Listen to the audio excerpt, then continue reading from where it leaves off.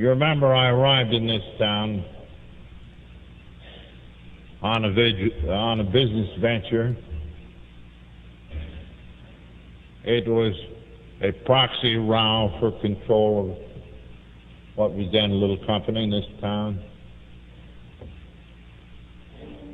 The fight fell through. My associates were of the come lately variety. All my old friends in Wall Street were gone, so they also went. I was left in the Mayflower Hotel with $10 in my pocket. Prior to this, I'd worked very hard back home with drunks, Oxford group people. Had a mission. We worked there, worked at Towns Hospital where my doctor was. Absolutely no result. And looking back, I see that I was still preaching to people. But all of a sudden, in the lobby of the hotel down there, I had my first temptation to drink since sobering up. And it suddenly dawned upon me that I might, while I had been granted by God a rebirth, it had been the effort to help others that had kept me sober. So I suddenly knew that if I were to stay sober, I needed to find another alcoholic in this town. So I looked down the church directory. There was a name, Walter Tunks, who turned out to be the Episcopal rector here. It was a little odd sounding, and whimsically I picked it out. Providentially, I think, too.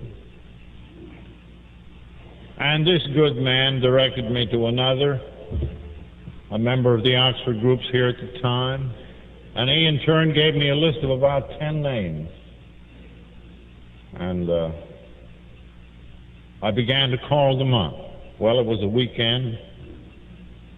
I couldn't make any immediate dates for that day. Somebody I had to see right then. At the end of the list was the name Henrietta Seiberling. And I thought, well, gracious, I met the old gentleman one time, and I can't possibly go out to this lady's home telling her I'm looking for a drunk to work on. This will never do. I walked up and down that lobby again, and a voice came saying, you had better make that call. I went upstairs and made the call, and here was Henrietta's delightful southern voice on the wire. And she said, I'm no drinker, but I think I understand. Won't you come straight out here? How much we owe our friends. And to a stranger, she said this. So out I went. Said she, I think I know just the man. It's Dr. Bob. He and his wife Ann are in a terrible situation. He's desperately tried to get over his drinking. I'll call them up. She did. Ann's voice came on the wire. Said, Ann, it's the day before Mother's Day, you know, Henrietta, and Dr. Bob has just come home. He has brought with him a potted plant. It's on the table, but he's on the floor, and I'm afraid he can't get up, so we won't be there today. So nothing daunted, Henrietta said, well, so what about tomorrow? Now, she said, Bill, you come out here to dinner, and let's see. So on tomorrow, at 5 in the afternoon, Dr. Bob and Ann stood in the door. And he did not look in the least like a founder. He was shaking like hell. And he said, eyeing me. He said, "You know, I can only stay a few minutes. I have an appointment." So by way of identification, I said, "Well, I know, Bob. No question, you're very thirsty, am I right?" He was. Discreetly, Henrietta moved us into the little library. And we sat there and talked for hours. And right there, the whole character of what I had been doing back home changed. I thought to myself, I need this man as much as he needs me. And I so told him. Well, Dr. Bob in spiritual matters was far advanced on me. But as far as the drinking was concerned, it hadn't taken hold. Yet as a doctor, like so many, he had no idea that he was a sick man. And I acquainted him with that. Ann asked me to come over to the house and stay with them while I tried to carry on with this proxy jingle. Bob made one trip to Atlantic City, and it was hard for Ann to let him go, and sure enough, he came home boiled. There was a terrible dilemma. He had to sober up. He had to do a critical operation within 2 days or 3.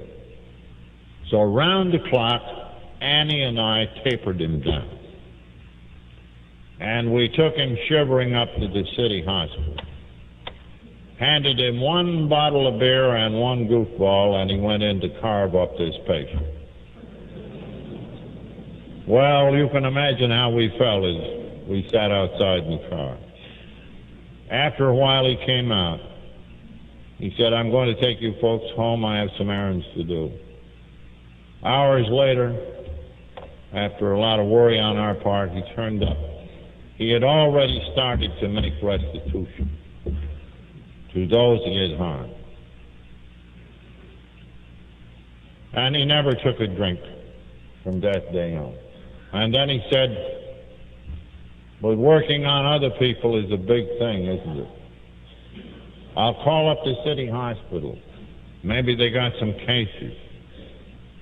He'd been on the staff, but I believe he'd been kicked off. He called up a nurse he knew.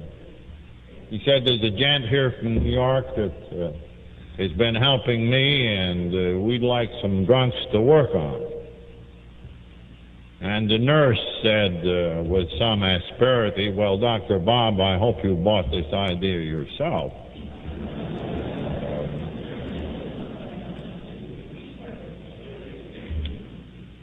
He said, "We've got a beaut." She did. Just came in here. He's in DTs. He's strapped down. But before we got him strapped, he blacked the eyes of one of the nurses. He's been in here 4 times in the last 6 months. How's that? Bob said, "That's a dandy. Here's the way to medicate him. We'll be down tomorrow." On the morrow, there was the man on the bed. We walked in. We told him the story, and he said, "Well, it's too late for me." But he says, "Won't you come back again?" "Yes, Bill, we'll come back again," we said. Next morning we came down. There was his wife, Henrietta, standing by the bed. Bill looked at us. Henrietta said, "These are the fellas that understand. Now listen to what they have to say." So we went over it again. And Bill said, "Henrietta, please fetch me my clothes. We're going home now." Bill never took another drink. And so God had wrought the first AA group in the world. And the magnificent sequel to this in this town, you know. Bob's association with Sister Ignatius. She and he ministering to 5,000 cases in the ensuing 10 years, from 1940 at St. Thomas.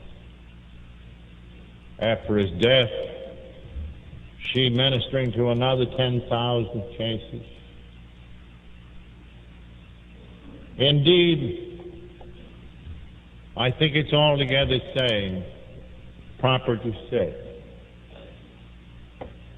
that these two were the prince and the princesses of 12 steps, and never will there be any more like them.